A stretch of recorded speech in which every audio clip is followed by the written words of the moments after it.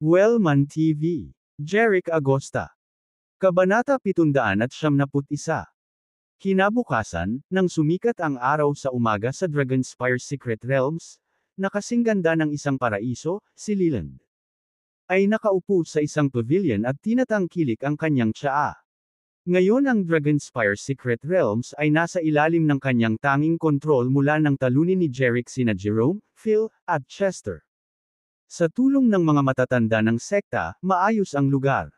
Hindi naramdaman ni Leland na napakabigat ng kanyang gawain. Pakiramdam niya ay katulad pa rin ito ng dati. Humihigop ng kanyang tsaa.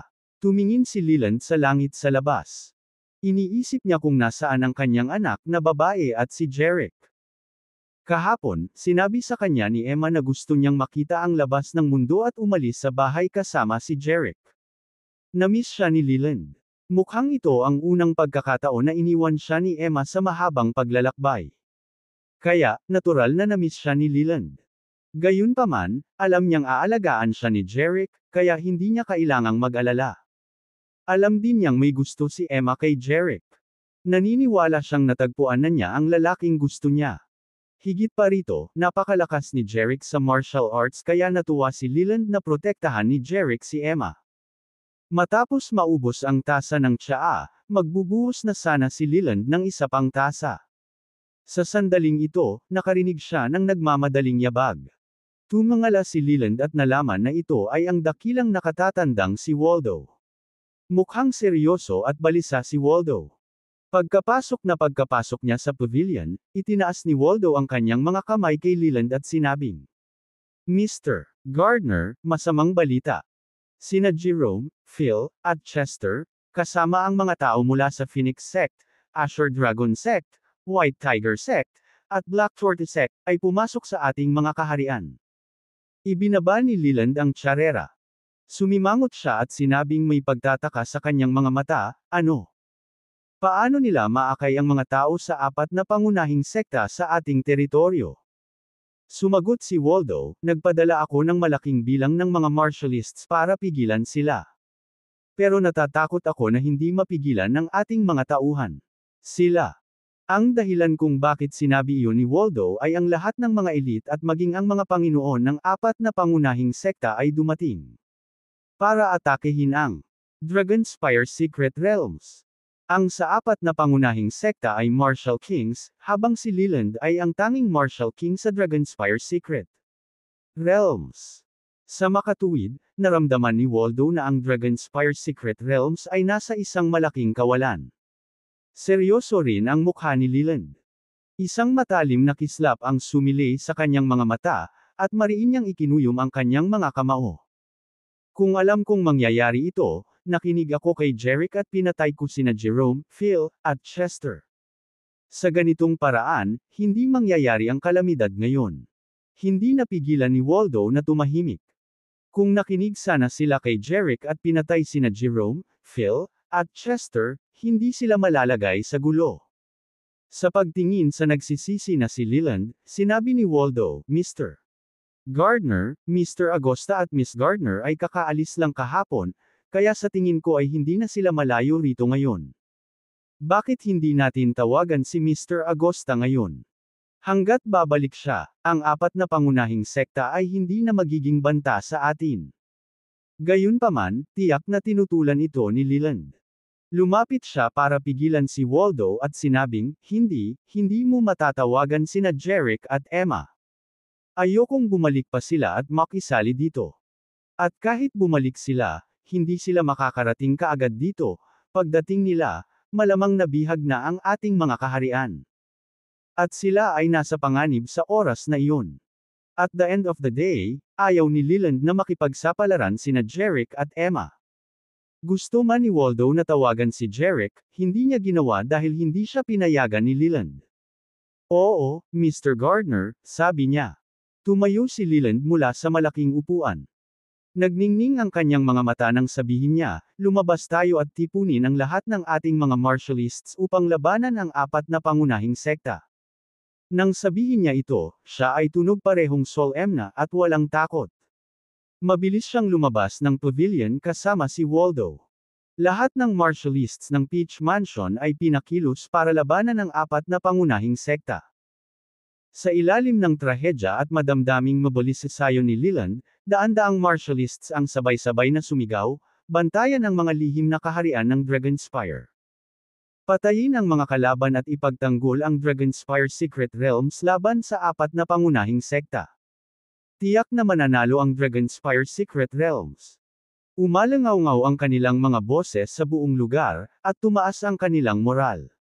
Kabanata 772.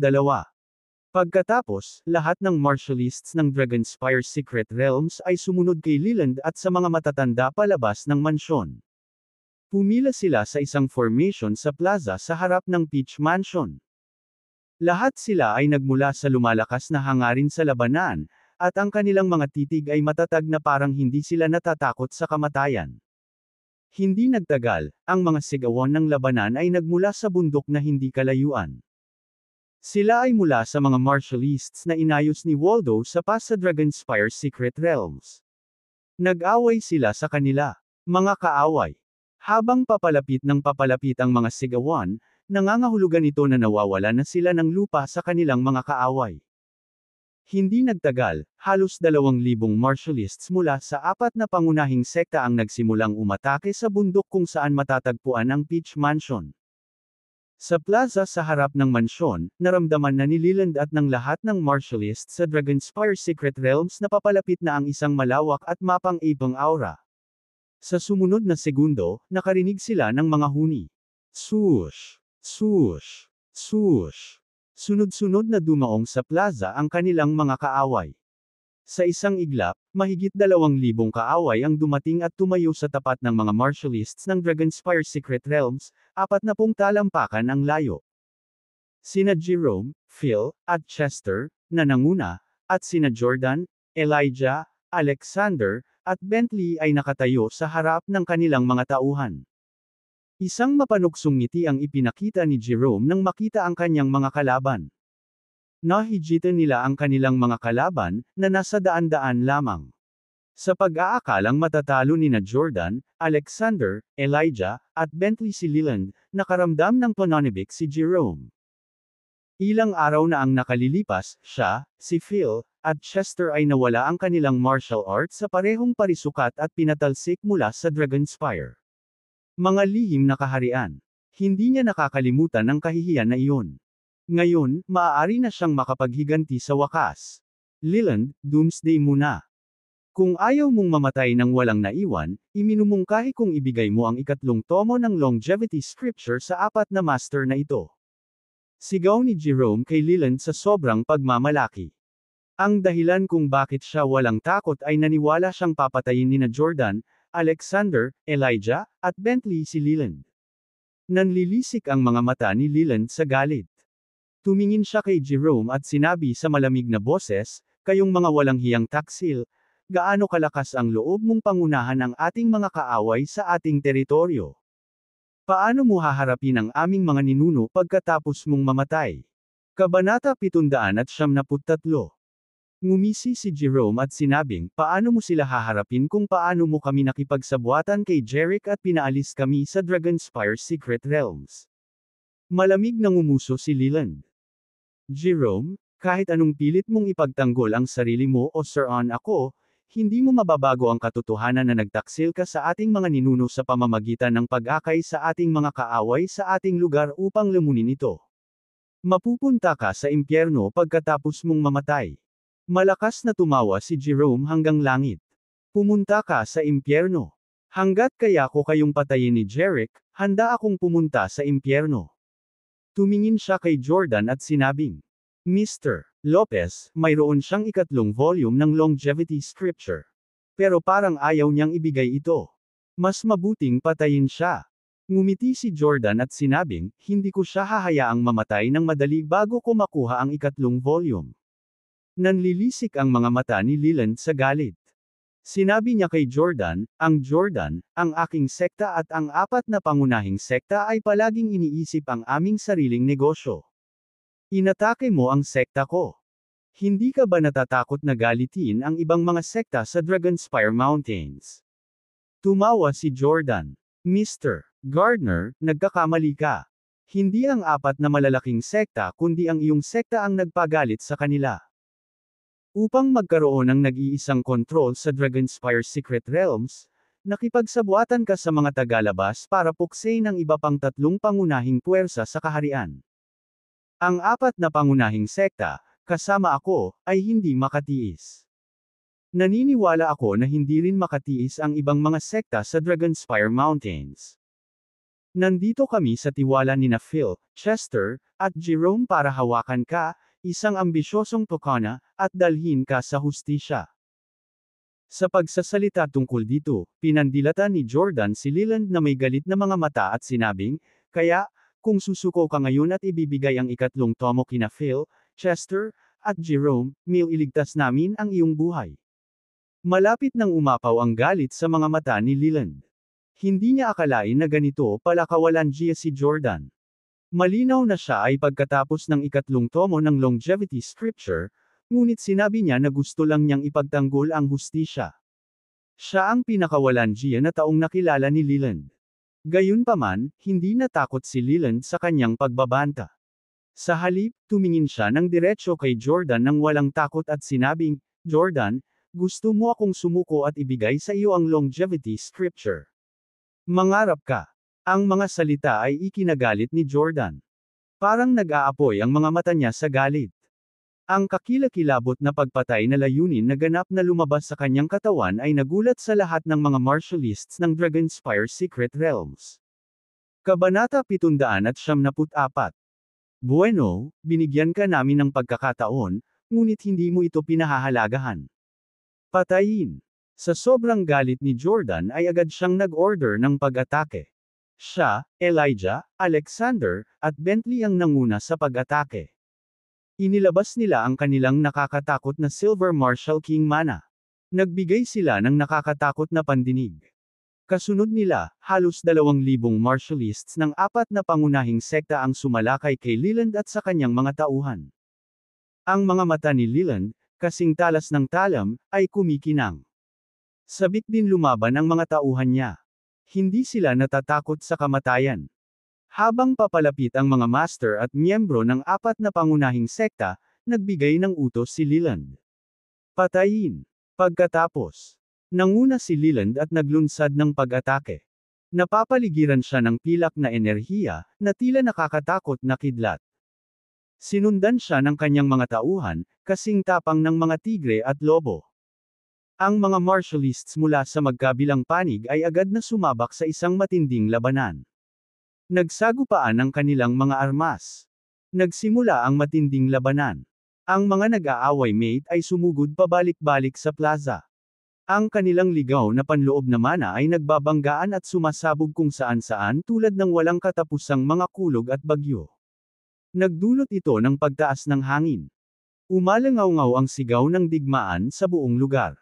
Ang buhangin at mga bato ay ipinadala na lumilipad sa himpapawid na may mabangis na hangin. Ang mga ulap ay lumundag din sa kalangitan at bumagsak sa tuktok ng bundok.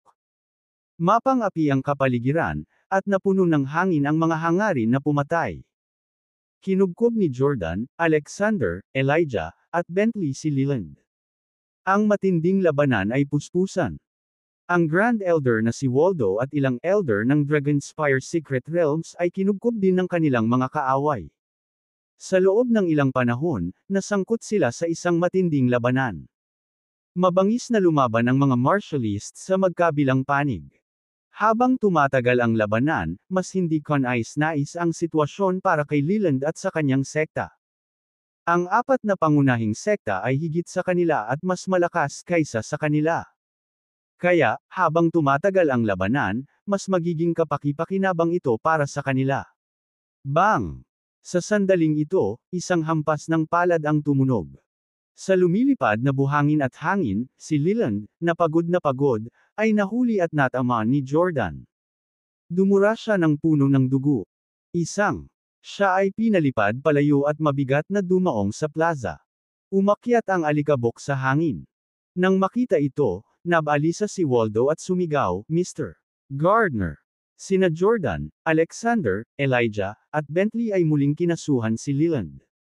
Walang alinlangan, gusto nilang salakayin muli si Leland. Nakikita ito. Agad na lumipad si Waldo patungo kay Leland anuman ang kanyang kaligtasan. Gusto niyang pigilan sina Jordan, Alexander, Elijah, at Bentley sa pag-atake kay Leland. Gayunpaman, hindi siya katugma sa kanila. Sabay na kasing bilis ng kidlat ang pagsalakay nina Jordan at Elijah kay Waldo. Si Waldo ay nagpakawala ng isang napakaraming sigaw, na iniluwa ang isang subo ng dugo. Tapos, mahina siyang lumipad palabas. Bang! Binasag niya ang bubong ng isang palasyo, na lumikha ng malaking butas dito. Habang nasugatan sina Leland at Waldo, nawawala na rin ng lakas ang mga martialists ng Dragonspire Secret Realms. Sunod-sunod silang nasugatan ng kanilang mga kaaway. Di nagtagal, sila ay namatay, nasugatan, o nahuli. Natalo sila sa labanan. Si Leland, na malubhang nasugatan, ay tinatakan ng Jordan ang kanyang acupoints at hindi makagalaw. Pagkautos pa lang ni Jordan, dalawang martialists ng kanyang sekta ang humakbang at kinaladkad si Leland papunta sa apat na amo. Ang apat na Panginoon ay may mga ngiti sa kanilang mga mukha. Kabanata 775. Leland, natalo ka. Tumingin si Jordan kay Leland at sinabing. Walang bakas ng pagsuko sa mga mata ni Leland. Aniya, hindi katakataka na matatalo ako ng apat sa pagsali. Mga kamay. Ngunit ito ay isang hindi patas na tagumpay. Pagtatawanan ka ng mga pangunahing sekta ng Dragonspire Mountains kapag nalaman nila ito. Nang marinig ang kanyang mga salita, tumigil si Jordan sa pagngiti ng mapang-akit, at mukha siyang nagtatampo. Sakto naman na magkapit kamay silang apat para salakayin si Leland. Ito ay isang hindi patas na tagumpay. Tatawanan sila ng mga pangunahing sekta ng Dragonspire Mountains kapag nalaman nila iyon. Ngunit hindi nag-aalala si Jordan na ang nangyari ngayon ay kakalat dahil papatayin nila ang lahat ng kanilang mga kaaway, na naiwan lamang ang kanilang sariling mga tao. Sa makatuwid, imposibleng malaman ng mga tagalabas kung ano ang nangyari doon ngayon. Kahit na alam nila ito, iisipin nilang ang apat na pangunahing sekta ay tumulong kina Phil, Chester, at Jerome dahil sa kanilang hustisya na patayin si Leland, na gustong duminahin ang Dragonspire Secret Realms ng mag-isa at sakta ng iba pang mga inosenteng master ng realm. Malamig na tiningnan ni Jordan si Leland at sinabing, Leland, kahit anong sabihin mo, hindi nito mababago ang katotohanan na natalo ka sa labanan. Kung ayaw mong mamatay, ipinapayo ko sa iyo na ibigay ang 3 tomo ng Longevity Scripture. Puno ng paghamak ang mga mata ni Leland. Jordan, sa tingin mo ba makukuha mo ang volume dahil lang natalo mo ako? Managinip ka. Ang mga mata ni Jordan ay puno ng pagpatay na layunin. So hindi mo kami bibigyan ng volume. Nang matapos siyang magsalita ay naglabas na si Jordan ng isang matalim na punyal mula sa kanyang bulsa. Leland, talagang ayaw mong maputol ng punyal sa kamay ko ang lalamunan mo, di ba? Habang nagsasalita, inilagay niya ang punyal sa leeg ni Leland. Parang hindi na nang ahas si Leland na tumanggi, puputulan agad ang lalamunan. Gayunpaman, si Leland ay walang kahit katiting na bakas ng takot sa kanyang mukha. Sa halip, tumawa siya ng malakas at sinabing, hahaha. Jordan, kahit patayin mo ako, hindi mo makukuha ang lakas ng tunog. Dahil inalis ko ito sa Dragonspire Secret Realms. Nang marinig ito nina Jordan, Alexander, Elijah, at Bentley, nagulat silang lahat. Kung hindi nagsisinungaling si Leland, walang silbi ang pagpatay sa kanya. Leland, huwag kang magsalita ng walang kaparirikan. Itinakda ng ating mga ninuno na walang sinuman ang dapat kumuha ng 3 volume sa Dragonspire Secret Realms, pabulaanan ng isang malakas na boses. Si Jerome iyon. Hindi niya inakala na magkakaroon si Leland ng isang mahalagang manual ng martial arts tulad ng Longevity Scripture na kinuha mula sa rehiyon. At the same time, nag-aalala siya na totoo iyon. Kung totoo man, hindi makukuha ni na Jordan, Alexander, Elijah, at Bentley ang volume at maaaring ilabas ang kanilang galit kina Phil, Chester, at Jerome. Tila nakita ni Leland ang iniisip ni Jerome. Tumawa siya at sinabing, nagkanulo ka sa aming mga ninuno. Para makaganti ka sa akin, dapat nangako ka na ibibigay mo ang volume sa 4 na malalaking sekta, di ba? Pero hindi mo siguro inaasahan na pinaalis ko ito. Jerome, gusto kong makita kung ano ang maibibigay mo sa bago mong amo. Ang apat na pangunahing sekta ay nagpakilos ng napakaraming tao upang salakayin ang aking sekta ngunit wala silang nakuha sa huli. Paano mo ito ipapaliwanag sa kanila? Namula ang mga mukha ni na Jerome, Phil, at Chester pagkatapos nilang marinig ang mga salita. Sina Jordan, Alexander, Elijah, at Bentley ay talagang labis na nagalit nang malaman na si Leland ay walang ikatlong tomo ng longevity scripture. Pero alam nilang hindi ito ang oras para ilabas ang galit nila kina Phil, Chester, at Jerome. Sa kasalukuyan, ang kanilang pangunahing prioridad ay upang malaman kung saan ang volume ay mula sa Leland.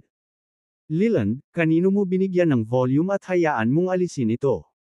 Tanong ni Jordan kay Leland na may mabangis na mga mata. Ang aking anak na babae ay umalis sa Dragonspire Mountain sa lakas ng tunog, kaya huli na para habulin siya, nakangiting sabi ni Leland. Nang marinig iyon, mukhang natuwa sina Jordan, Alexander, Elijah, at Bentley. Nasa kamay ng anak mo ang volume. Lumiwanag sa tuwa ang mukha ni Jordan. Nang makita iyon, natarante si Leland. Bakit tuwang-tuwa ka dyan? Tanong niya. Nakangiting sabi ni Jordan, Leland, baka hindi mo alam na nagpakita ang anak mo malapit sa sekta natin kahapon. Sa tingin ko hindi siya masyadong lumayo. Hahanapin natin siya sooner or later. Narinig ang mga salitang iyon, si Leland ay mukhang lubos na nabigla. Hindi siya makapaniwala sa narinig niya. Kung hindi nagsisinungaling si Jordan, kung gayon ang kanyang anak na babae at si Jerick ay hindi umalis sa Dragonspire Mountains.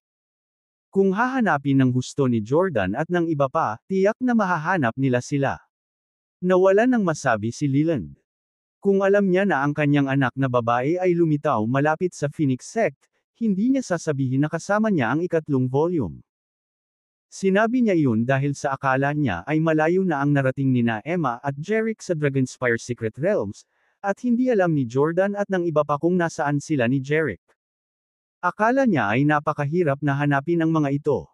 Ngunit hindi niya inaasahan na ang kanyang anak na babae at si Jerick ay lilito malapit sa Phoenix Sect. Nakikita. Lance shocked face, Jordan said proudly, Leland, salamat sa pagbibigay sa amin ng ganoong mahalagang impormasyon. Para ipahayag ang aming pasasalamat, hindi namin kayo papatayin pansamantala. Pagkatapos nito, inutusan ni Jordan ang mga martialists na humawak kay Leland. Ibalik mo siya sa sekta. Oo, sir. Hindi pinatay ni Jordan si Leland hindi dahil nagpapasalamat siya sa kanya kundi dahil gusto niyang i-hostage si Leland para pagbabantaan si Emma na ibigay ang volume. Pagkatapos, inutusan ni Jordan ang lahat ng martialists ng apat na pangunahing sekta na i-escort ang lahat ng nahuli na martialists mula sa Dragonspire Secret Realms pabalik sa kanyang sekta. Kabanata 776. Ginawa ng mga martialists ang sinabi sa kanila at nagmamadaling bumaba ng bundok. Pagkaalis nila, isang lalaki ang nagpupumilit na makalabas sa mga guho sa ilalim ng bubong ng palasyo na may butas. Siya si Waldo, na pinalipad palayo at bumagsak sa bubong ng pagod siyang protektahan si Leland. Ang kanyang damit ay sira-sira, ang kanyang buhok ay magulo. Bakas ang mga bahid ng dugo sa kanyang noo, labi, at braso. Hindi na kailangang sabihin, siya ay malubhang nasugatan. Umupo siya sa lupa, nakasandal ang likod sa mga durog na bato, naghahabol ng hininga. Matapos makabawi ng kaunting lakas, kinuha ni Waldo ang isang mobile phone mula sa kanyang bulsa. Matapos itong buksan, nakita niyang hindi nasira ang kanyang telepono at nakahinga siya ng maluwag. Pagkatapos, mabilis niyang hinanap ang numero ni Emma at tinawagan ito. Sa sandaling ito, sina Jerick, Emma, Christine, Yolanda, at Daphne ay nag-iiho ng kuneho sa gilid ng isang ilog sa isang napakatagong lambak mga 10-10 milya ang layo mula sa Phoenix Peak. Nalinas na ang kuneho na tinuhog ng kahoy na patpat. Pagkatapos na inihaw sa fix, ang balat ng kuneho ay nagkaroon ng gininto ang kinang. Nagbigay ito ng mapang-akit na amoy sa hangin. Nang maamoy, napalunok at naglaway sina Emma, Christine, Yolanda, at Daphne. Bagamat ang lugar na ito ay 12-dosenang milya lamang ang layo mula sa Phoenix Sect, hindi madaling mahanap ang mga ito dahil hindi mabilang ang mga bundok at lambak sa Dragonspire Mountains. Kahit na pinangunahan nina Jordan, Alexander, Elijah, at Bentley ang isang malaking bilang ng mga martialists upang hanapin ang lugar, hindi nila mahanap ang mga ito sa napakaraming bundok at lambak. Sa sandaling ito, tumunog ang telepono ni Emma. Inilabas niya iyon at medyo nagulat siya nang tinawag siya ng Grand Elder. As far as she could remember, bihira itong tumawag sa kanya maliban na lang kung may importanteng bagay. Kaya naman, naisip ni Emma na tinawag siya ng Grand Elder para sa isang mahalagang bagay. Pagkatapos, kinuha niya ang telepono. Nang ibaba niya ang telepono, namutla ang mukha niya dahil sa luha sa mga mata. Nang mapansin ang kanyang reaksyon, hindi maiwasan nina Christine, Yolanda, at Daphne na tumingin sa kanya at nag-aalalang magtanong, "Emma, anong problema? May nangyari ba?" Ibinaba ni Emma ang kanyang ulo, at bumagsak ang mga luha mula sa kanyang mga mata. Tumango siya. Masyado siyang malungkot para magsalita. Tumingin si Jerick sa kanya at nagtanong, "Emma, may nangyari ba sa Dragonspire Secret Realms?" Nang lumuha si Emma, na-activate na ni Jerick ang kanyang God's Eye at malinaw niyang nakita ang lahat. Tumangala si Emma kay Jerick, na may luha sa kanyang mga mata at sinabing, "Jerick?" Tumawag ang Grand Elder na sinasabing pinangunahan nina Phil, Chester, at Jerome ang mga tao ng Phoenix Sect, Asher Dragon Sect, White Tiger Sect, at Black Tortoise Sect sa Dragonspire Secret Realms. Ang aking ama at ang mga martialists sa aking sekta ay natalo sa labanan. Lahat sila ay nahuli at kinuha ng 4 na pangunahing sekta. Sa puntong ito, napuno ng luha ang mga mata ni Emma. Tumingin siya kay Jerick at sinabing, "Jerick, ano ang dapat nating gawin ngayon? Malalagay ba sa panganib ang aking ama?" Mahinahong sinabi ni Jerick sa kanya, "Huwag kang mag-alala. Bagaman ang iyong ama at ang lahat ng mga tao sa Dragonspire Secret Realms ay nahuli, sila ay magiging maayos. Dahil ang mga tao ng 4 na pangunahing sekta ay sumalakay sa Dragonspire Secret Realms para sa 3 volume ng Longevity Scripture. Ngayong hindi pa nila ito nakuha, hindi na nila papatayin ang iyong ama at ang iyong mga tao." Matapos marinig ang sinabi ni Jerick, sa wakas ay nakahinga ng maluwag si Emma. Kung gayon, dapat ba nating ipagpalit ang mga ito sa dami? Tumingin si Emma kay Jerick at nagtanong. Gayunpaman, umiling si Jerick at sinabing, "Hindi, ang volume ang pinakamahalagang bagay sa Dragonspire Secret Realms. Paano natin ito maibibigay sa ating mga kaaway?" Si Emma, Christine, Yolanda, at Daphne ay lahat ay nag-iisip kung mailigtas nila sila nang hindi ibinibigay ang volume. Tumingin si Emma kay Jerick at nagtanong, "Kung hindi natin ibibigay sa kanila ang volume, papayagan ba nila ang aking ama at ang ating mga tao?" Sinabi ni Jerick, "Syempre gagawin nila." Pagkatapos, tumingin si Jerick sa mapang akit na litsyon sa kanyang kamay at sinabi kay Emma, "Emma, handa na ang mga liyebre. Kumain muna tayo." Nalaman ng 4 na babae na tama siya. Ang amoy ay lubhang nakatutukso, na pumukaw sa kanilang gana. Pagkatapos, kinuha nila ang inihaw na liyebre sa apoy. Nagsimulang mag-enjoy sina Christine, Yolanda, at Daphne. Napakasarap nito, at nagustuhan nila ito ng husto. Gayunpaman, walang gana si Emma. Habang kumakain ng masarap na lechon, tinanong ni Jerick si Emma, "Emma, bakit hindi ka kumakain? Ang aking ama at ang aking mga tao ay nasa kamay pa rin ng 4 na pangunahing sekta." "Wala akong gana." Nakasimangot na sabi ni Emma. Sinabi ni Jerick, "Pagkatapos ng pagkain, ililigtas natin sila." Nang marinig ito ni Emma ay nagliwanag ang kanyang mga mata sa tuwa. "Nagsasabi ka ba ng totoo, Jerick?" "Oo. Ang tatay mo ang magiging father-in-law ko. Siyempre kailangan ko siyang iligtas." Kabanata 777. Oo. Hindi na ganoon kalungkot si Emma. Dinampot niya ang inihaw na liyebre at sinimulang kainin ang mga ito. Medyo masungit si Hermanner. Sinabi niya na may langi sa kanyang buong labi, napakasarap nito. Nang makitang sa wakas ay nabawi na ni Emma ang kanyang gana, gumaan ang loob ni Jerick. Nang matapos silang 5 sa pagkain, sinabi ni Jerick sa 4 na babae, punta tayo sa Phoenix Sect. Gayunpaman, medyo nalilito pa rin si Emma. Tumingin siya kay Jerick at sinabing, ganito ba tayo pupunta? Tumango si Jerick. Oo, punta na tayo doon at maghayganti.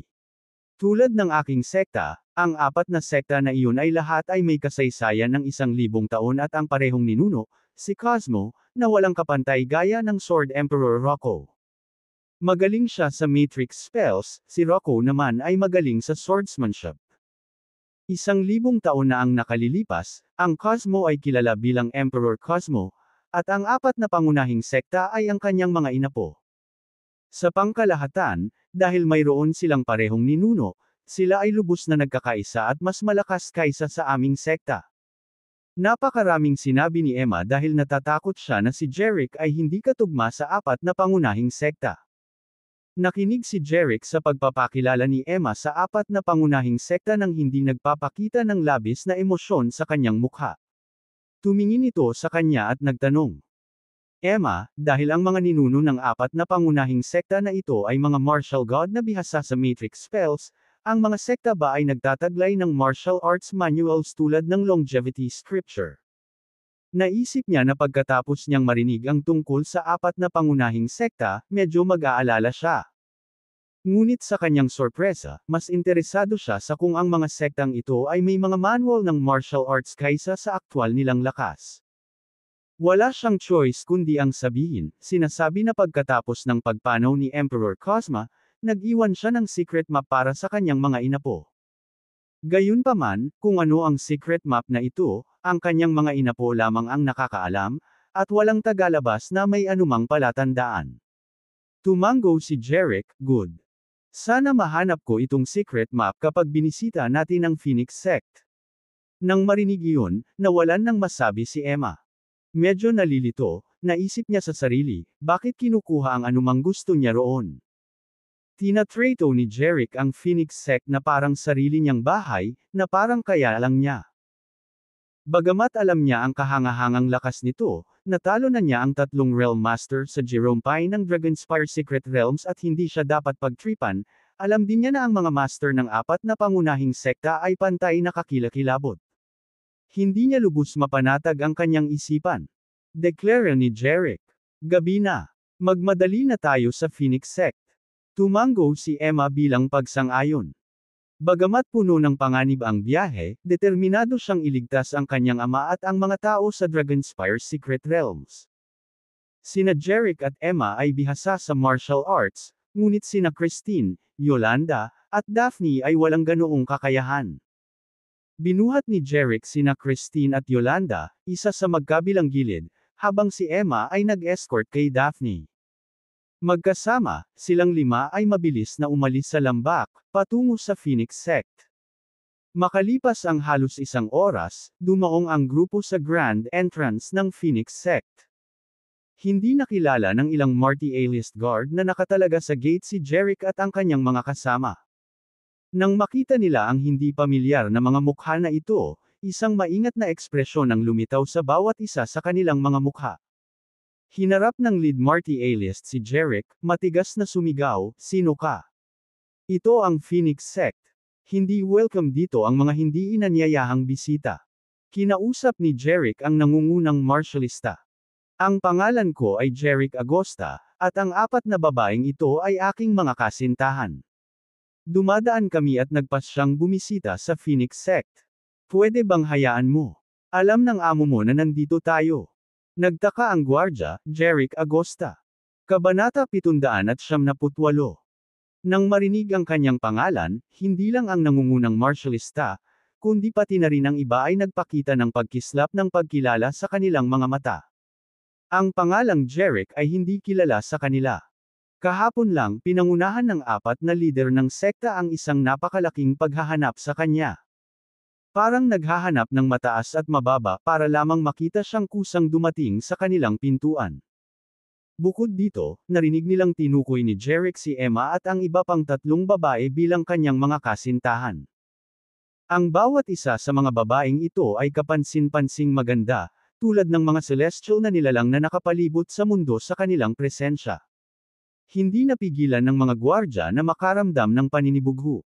Para sa sinumang lalaki sa mundo, ang makasama kahit isa sa mga babaeng ito ay isang pagpapala mula sa nakaraang buhay. Si Jeric, na mayroon silang apat, ay walang alinlangan na magbubunsod ng inggit at maging ng puot sa sinumang tao. Sa kabila ng kanilang inggit, tinakpan ito ng mabuti ng mga gwardya, na hindi nagpapakita ng mga panlabas na palatandaan nito. Ng Master. Ngumiti pa ang lead Marty alias, Mr. Agosta, please wait a moment. Pupunta ako at ipaalam sa ating mga kabataan. Hindi napigilan ni Jeric na magtanong, Young Master. Hindi ba ang sect master mo? Ipinaliwanag ng Marty alias, ang aming sect master ay wala sa negosyo. Ang Phoenix sect ay kasalukuyang nasa ilalim ng pansamantalang pamamahala ng Young Master. Tumango si Jeric, sinabi. Kung ganoon, mangyaring ipasa ang aking mensahe sa iyong Young Master. No problem, Mr. Agosta, nakangiting sagot ng lead Marty alias at pumasok sa gate ng Phoenix sect. Si Jeric, kasama si Emma at ang iba pang tatlong babae, ay matiyagang naghihintay sa pasukan. Nakatayo siya roon, nakarelax na tuyot na binubuo, ang mga kamay ay nakahawak sa likod niya, hindi nagpapakita ng tanda ng galit o kaguluhan. Para sa isang nanunood, tila siya nga ay pumunta sa magandang Phoenix Peak para sa isang masayang pagbisita. Sa isang atek sa loob ng Phoenix sect, si Cedric, Wyatt, Isaac, at Theodore ay nagtipon sa paligid ng isang mesa, masayang nag-e-enjoy sa pagkain at inumin. Napakasigla noon. Ang pag-atake ng aming ama sa Dragonspire Secret Realms ay tiyak na magiging isang mahusay na tagumpay. Sana si Jeric at ang kanyang grupo ng mga dilag ay nagtatago din sa isang lugar sa mga kaharian na iyon. Kapag nahuli na ng ating ama si Jeric, ilalabas natin siya at pagkatapos ay hahatiin natin ang kanyang mga babae. Hahaha.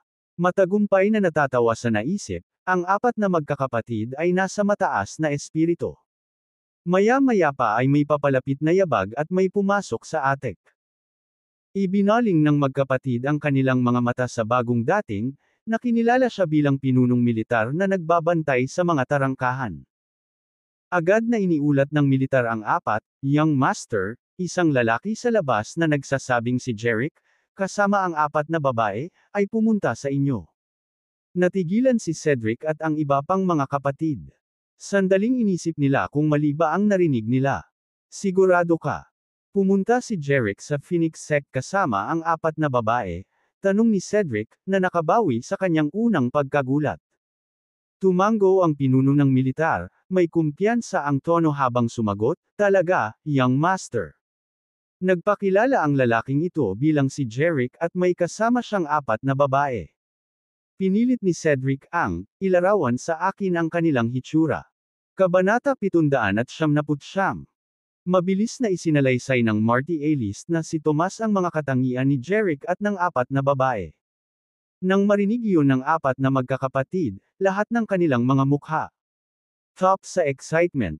Batay sa paglalarawan ni Tomas, walang alinlangan na sina Jeric, Emma, Christine, Yolanda, at Daphne.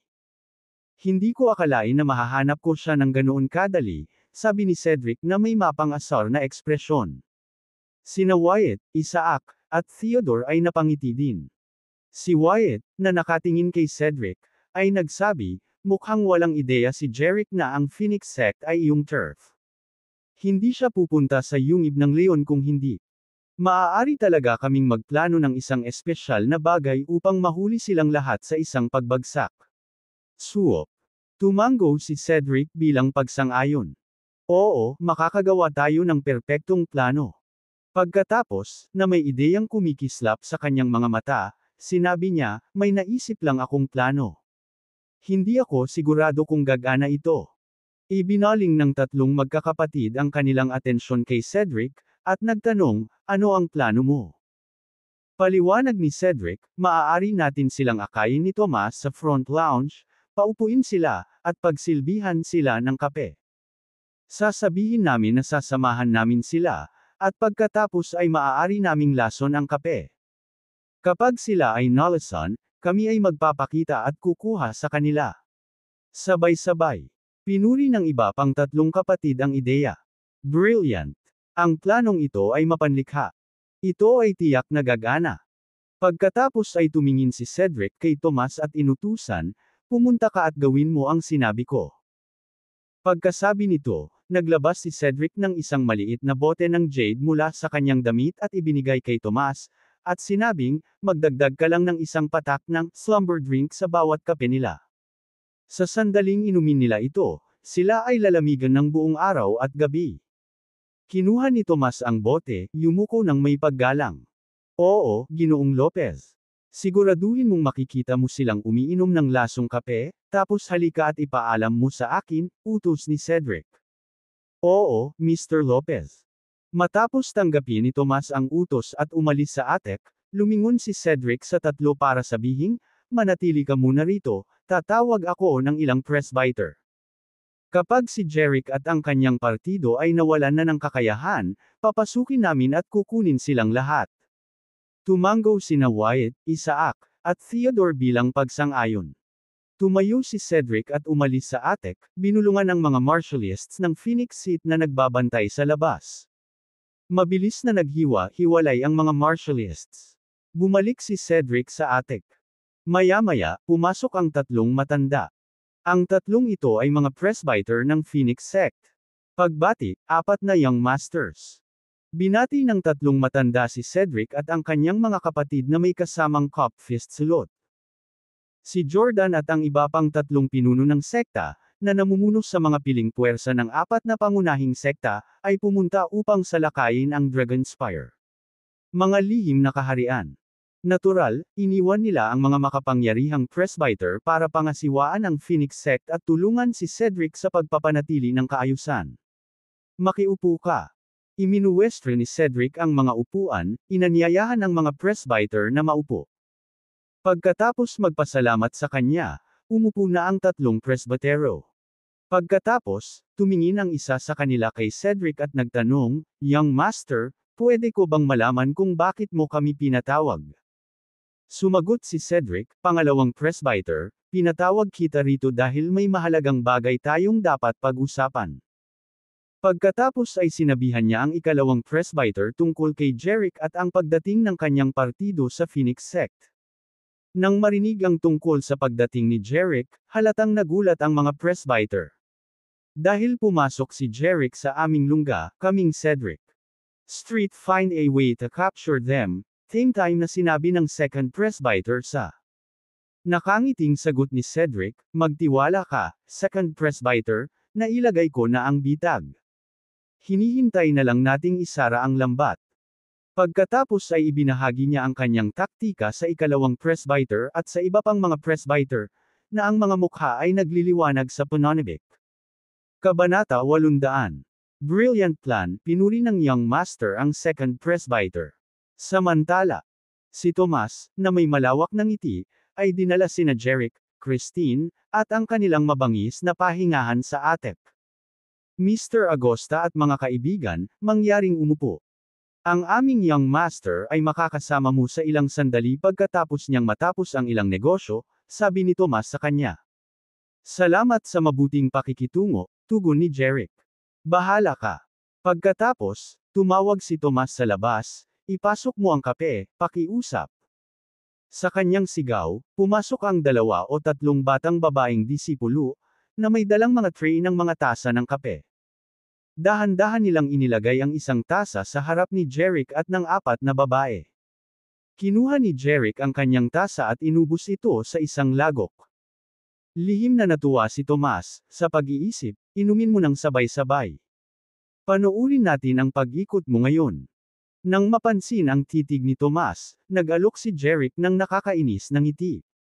Ito ay isang mahirap na paglalakbay sa mga burol at lambak, nauuhaw lang talaga ako. Paumanhin kung medyo sobra. Walang problema, Mr. Agosta. Magpapakuha ako kaagad ng mas maraming kape. Mabilis na sumagot si Tomas. Ngunit bago siya tumawag para sa karagdagang kape, sinabi ni Jeric, hindi na kailangan, iinom ko lang ang kanila. Pagkatapos ay tumayo siya, lumakad, at ininom ang hindi ginalaw na kape nina Emma, Christine, Yolanda, at Daphne, walang iniwan kahit isang patak. Natigilan si Tomas. Si Jeric mismo ang uminom ng lahat ng kape. Paano naman si Christine at ang iba pang mga babae? Nang mabawi ang kanyang katahimikan, muling tumawag si Tomas, magdala ka pa ng kape. Gayunpaman, nagpakawala si Jeric ng nasisiyahang belch at sinabing, hindi na kailangan ng kape, busog na ako. Pakiusap, anyayahan mo ang iyong mga anak. Master na makipagkita sa akin. Tanging naisagot ni Tomas. Sige, titingnan ko kung libre ang iyong master ngayon. Tutal, naubos na ni Jeric ang lahat ng may lason na kape kahit na hindi pa nakainom ang apat na babae, naisip niya na hindi dapat maging napakahirap ang pagtagumpayan ang apat na babae. Dahil doon, umalis si Tomas sa attic. Sa attic, si Cedric at ilang mga young masters, kasama ang ilang presbyter, ay nagsasaya, nakataas ang kanilang mga salamin sa mata. Pagdiriwang. Inom tayo nito. Cheers. Clank. Nang tumunog ang mga salamin at ang silid ay umuugong sa pananabik, pumasok si Tomas sa pangunahing pintuan ng attic. Young master, I have something to report, Tomas said, respectfully bow to Cedric at the table. Si Cedric, ang mga young masters, at ang mga presbyter ay agad na tumigil sa kanilang pag-iinuman at pakikipagkwentuhan. Pagkatapos, tumingin kay Tomas, tinanong ni Cedric, Tomas, naipasa na ba ni Jeric at ng kanyang grupo ang ating inumin? Saglit na nag-alinlangan si Tomas bago sumagot, Young Master, uminom si Jeric ng lasong kape, ngunit ang apat na babae. Kasama niya din. Bakas sa mukha ni Cedric at ng iba ang pagtataka. Bakit hindi uminom ang apat na babaeng iyon? Tanong ni Cedric. Kasi, si Jeric mismo ang uminom ng lahat ng kape nila, paliwanag ni Tomas. Ano? Medyo nagulat si Cedric at ang iba pa. Pagkatapos, sumilay ang ngiti sa mukha ni Cedric, isang masaya at tunay na ngiti. Hahaha, umiinom talaga ang batang iyon ng 5 tasa ng lason. Kape. Kahit isang elite martial king ay matatanggal sa loob ng araw at gabi. Lumitaw si Joy sa mga mukha ng iba pang mga young masters at presbyter. Tapos, sabi ni Cedric kay Tomas, kahit yung apat na babaeng yun hindi uminom ng poisoned coffee, hindi yun big deal. Maaaring medyo mahirap ang pakikitungo kay Jeric, ngunit ang paghawak ng apat na babae. Dapat madali lang